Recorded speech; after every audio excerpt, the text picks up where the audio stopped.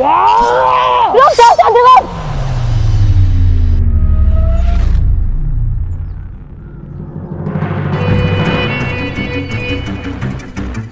चंद आचार्य, इस संसार में मेरे भाई को मुझसे अधिक और कोई नहीं जानता।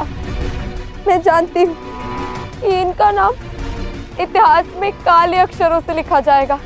इन्हें संसार का सबसे क्रूर, दुष्ट और स्वार्थी सम्राट के रूप में याद किया जाएगा। किंतु इस काले जीवन में एक उजाले का पक्ष भी है। अपनी बहन के प्रति इनका निस्वार्थ और अपार प्रेम। मेरी विनती है तुमसे चंद, मेरे प्रति इनके प्रेम के लिए मैं तुमसे इनके जीवन दान की भीख मांगती हूँ। दुर्धरा, जो तुम मुझसे मांग रही हो वो धनानंद के लिए जीवन दान की भीख नहीं, अभी तो मेरे गुरु आचार्य चाणक्य और सैकड़ों निर्दोष और वीरों के प्रति न्याय का परित्याग है। यदि आज धनानंद को जीवन दान मिल गया तो आचार्य की वर्षों की तपस्या और इस युद्ध में उनके विजय प्राप्त करने के सभी प्रयासों का क्या मोल रह जाएगा? इसका अंत तो मैं आज कर ही रहूंगा। चंद्रगुप्त, छोड़ दो इसे।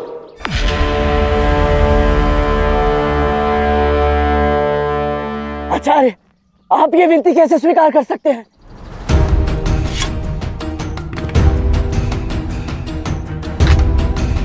जिससे तुम्हारा युद्ध हुआ वो मगधपति सम्राट धनानंद था, परंतु तुम्हारे समक्ष ये असहाय व्यक्ति अब मगध सम्राट नहीं है, परंतु तुम्हारी पत्नी का भाई अवश्य है और इस नाते एक जीवन दान पर इसका अधिकार है। मगध का सम्राट होने पर इसने एक पशु जैसा जीवन व्यतीत किया है। कदाचित एक साधारण नागरिक के रूप में ये अपनी त्रुटियां सुधार ले। यदि तब भी ये ऐसा ना करे तो तुम अब मगध सम्राट हो। मृत्यु दंड दे देना इसे। किंतु आचार्य, ये तुम्हारे गुरु का आदेश है चंद्रगुप्त।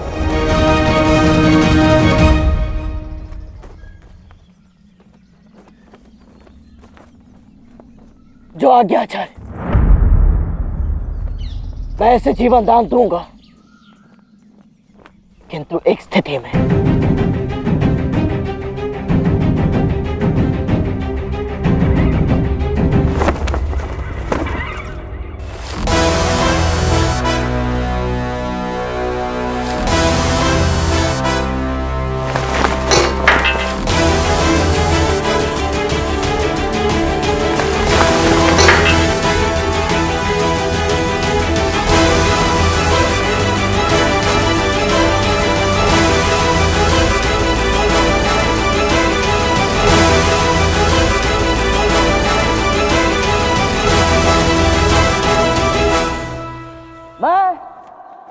चंद्रगुप्त मौर्य मगध की समस्त प्रजा के सामने आज ये घोषणा करता हूं कि आज से इस क्षण से मगध के भूतपूर्व सम्राट धनानंद को मगध से निष्कासित किया जाता है। इसी स्थिति में मैंने धनानंद को जीवन दान दिया था कि आज के पश्चात धनानंद मगध की धरती पर कभी अपने पांव नहीं रखेगा, और यदि उसने ऐसा किया तो मैं स्वयं उसे मृत्यु दंड दूंगा। तुम्हारा साहस कैसे हुआ मगध के सम्राट धनानंद को उन्हीं के राज्य से निष्कासित करने का? अमात्य, मेरे गुरु ने मुझे सिखाया है कि विद्वानों को आदर और सम्मान देते हैं, फिर चाहे वो विद्वान तुम जैसा ही क्यों ना। इसीलिए मैं तुम्हें पूरे आदर और सम्मान के साथ ये स्मरण करा दूं कि अब मगध के सम्राट धनानंद नहीं, मैं हूं चंद्रगुप्त मौर्य। चंद्रगुप्त, अमात्य, अपने क्रोध को साधिए। भाग्य का चक्र अभी उसके पक्ष में है तो उसे बोलने दीजिए। स्मरण रखना तिलचट्टे, ये युद्ध अभी समाप्त नहीं हुआ है। क्योंकि इस युद्ध में अभी तेरा अंत शेष है।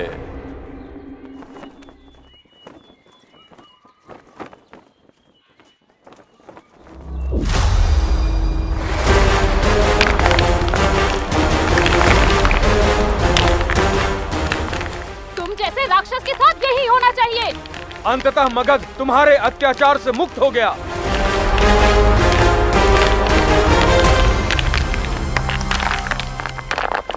आज मगध की प्रजा एक नृशंस और अत्याचारी शासक के शासन से मुक्त हुई है।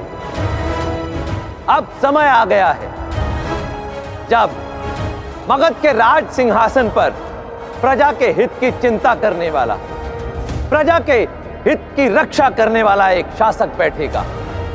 चंद्रगुप्त मौर्य। सम्राट चंद्रगुप्त की, सम्राट चंद्रगुप्त की, सम्राट चंद्रगुप्त की, सम्राट चंद्रगुप्त की। मैं जानता हूं मामा, भाग्य ने हमें ऐसे मोड़ पे लाकर खड़ा कर दिया जिसकी हमने स्वप्न में भी कल्पना नहीं की थी। परंतु आप पर विश्वास कीजिए, ये अमात्य राक्षस आपको वचन देता है कि मैं आपके कथन को वास्तविकता में बदल दूंगा। वो पुनः सब कुछ हम प्राप्त कर लेंगे जो हमसे छीना गया है। आप केवल मेरे निष्ठा पर विश्वास रखिएगा। निष्ठा? आप जानते हैं महामाते आपकी समस्या क्या है?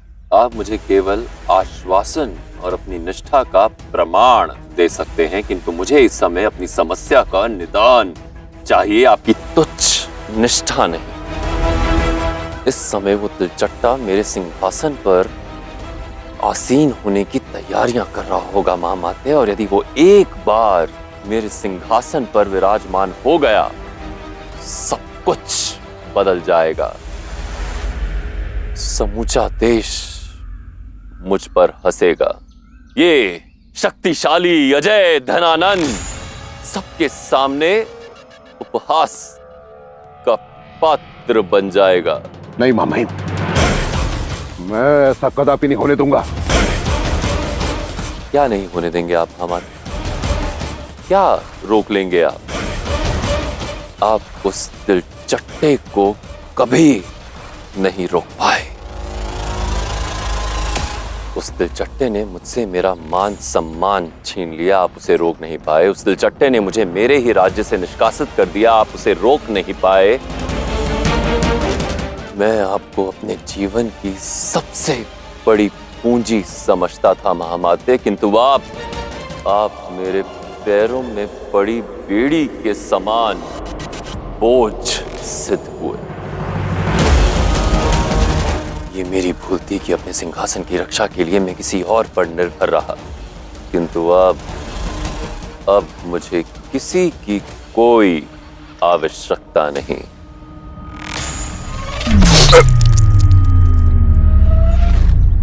आपकी भी नहीं महामाते।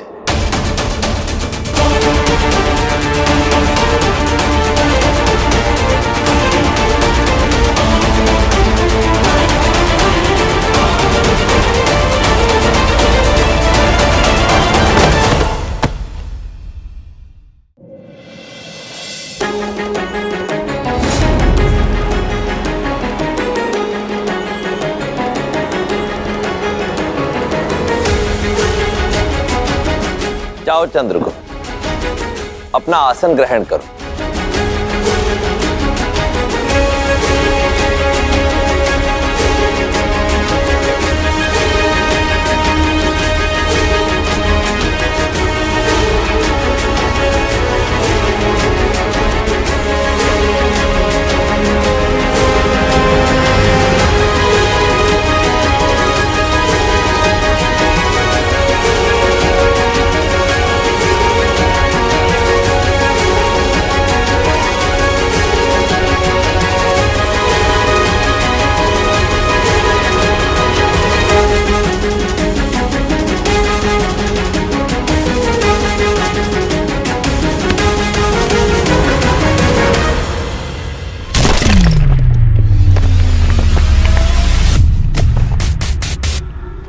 ये तुमने क्या किया चंद्रगुप्त? क्षमा करें आचार्य, किंतु इस सिंहासन पर मैं कैसे बैठ सकता हूं? आपने मेरा चुनाव किया ताकि आप मुझे अखंड भारत का भावी सम्राट बनाकर देश के लिए एक नया अध्याय लिख सकें।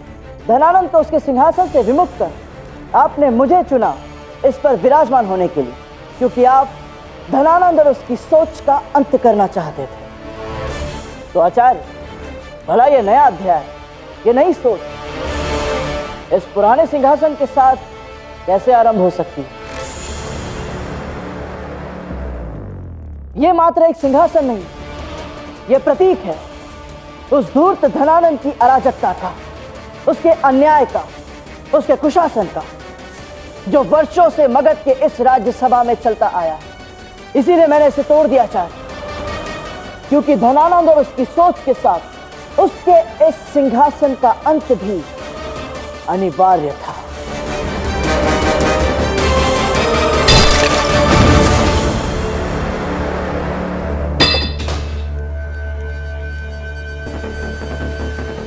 अब मगध की नई सोच के साथ उसका सिंहासन भी नया होगा, एक ऐसा सिंहासन जो भारतवर्ष की संस्कृति, परंपरा और उसकी नई सोच का प्रतीक होगा, जिसका निर्माण हम सब मिलकर करेंगे। तुम्हारी बातों से यह स्पष्ट हो रहा है चंद्रगुप्त कि तुम्हारे मन मस्तिष्क में वो छवि बन चुकी है कि मगध का नया राज सिंहासन किस सोच का प्रतीक होगा। हाँ आचार्य, और मैंने यह संकल्प लिया है कि मैं तब तक अपने नए सिंहासन पर आसीन नहीं होऊंगा जब तक मगध के द्वार समस्त भारत के लिए खुल नहीं जाते। उस क्षण से होगा अखंड भारत की रचना का आरंभ। उचित है स्थूलभद्र, हमें चलकर समस्त भारत में यह शुभ समाचार विज्ञप्त करना होगा कि मगध के नए सम्राट चंद्रगुप्त मौर्य के राज्याभिषेक के उपलक्ष्य में मगध राज्य समस्त भारत के स्वागत के लिए सज्ज होगा।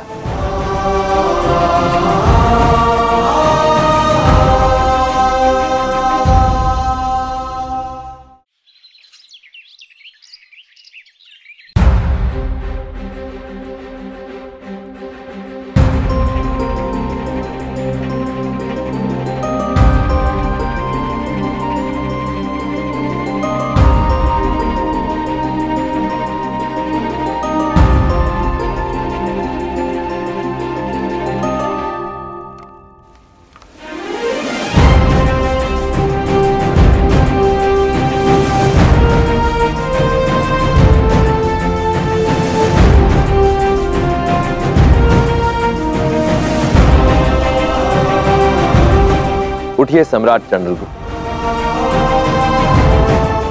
आपका सिंहासन आपकी प्रतीक्षा कर रहा है।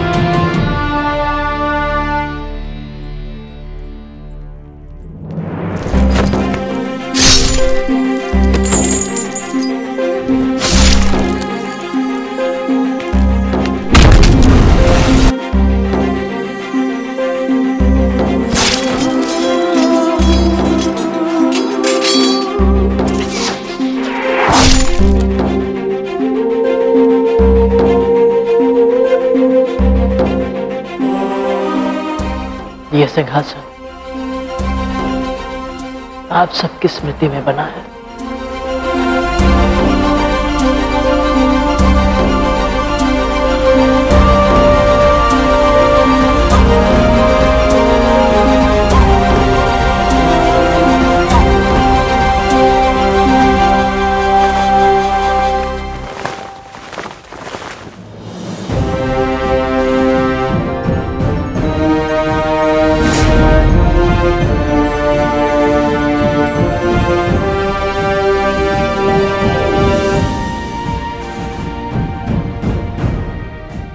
अद्भुत।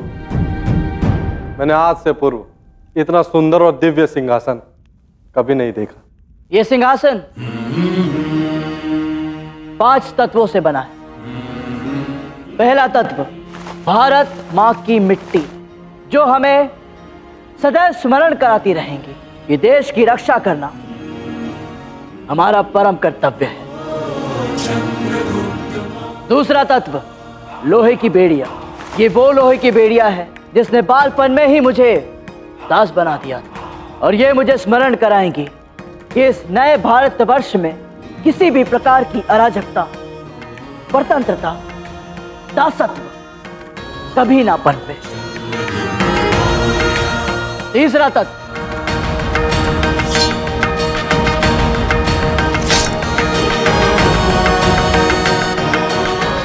मेरा रक्त, जो मेरे माता पिता के शौर्य के रूप में मेरे धमनियों में बहता है, जो सदैव मुझ में व्याप्त मूल्य और आदर्शों को जीवित रखेगा। चौथा तत्व ये भस्म, ये उन सभी देशभक्तों, उन सभी वीरों के अस्थियों का है। ये मुझे सदैव स्मरण कराता रहेगा कि मुझे इस स्वतंत्रता की महत्वता को कम नहीं आंकना है। अंततः 5वां तत्व कुमकुम, जो केवल मुझे ही नहीं अपितु मेरे बाद आने वाले प्रत्येक सम्राट को यह स्मरण कराएगा कि वो कभी ना भूले ये अपने मां से बड़ी मातृभूमि होती है।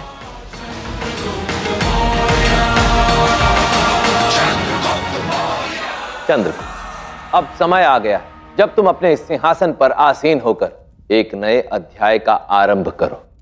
उस अध्याय का जिसमें मौर्य वंश की छत्र छाया में एक अखंड भारत का निर्माण हो सके।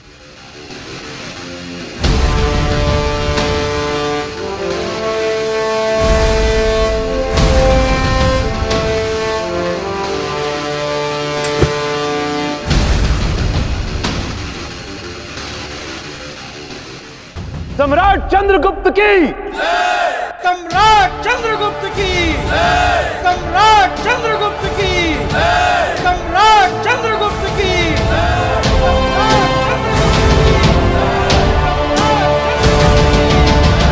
सम्राट चंद्रगुप्त की।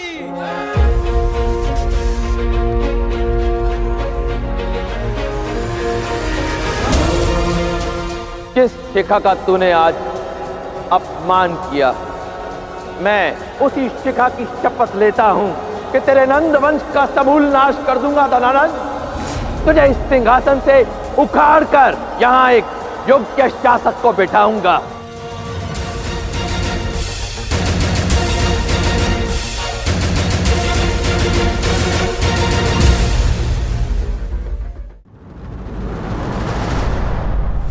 राजा शब्द के मूल में ही रज निहित। रज अर्थात माटी का एक कण। माटी के सहस्त्रों कण मिलकर, माटी के सहस्त्रों कण जुड़ते हैं तो निर्माण होता है एक ईंट का, और फिर ऐसी ही असंख्य ईंटें मिलकर एक भव्य भवन के निर्माण में, उसके अस्तित्व में सहायक सिद्ध होती। इसी प्रकार एक राजा भी एक भव्य साम्राज्य की स्थापना केवल तभी कर सकता है जब वो अपनी प्रजा से जुड़ा रहे। यदि एक राजा सिंहासन पर आसीन होने के पश्चात अपनी प्रजा के हितों के विषय में भूल जाए तो उसका पतन निश्चित। उसी प्रकार दूसरी ओर यदि प्रजा भी अपने राजा को उचित सहयोग न दे तो वो स्वयं ही अपने नाश को आमंत्रित करती है। अर्थात श्रेष्ठ शासन केवल तभी संभव जब राजा और प्रजा एक साथ मिलकर सामंजस्य के साथ समाज के विकास के लिए कार्य करें। नीतियां मेरी, नियति आपकी।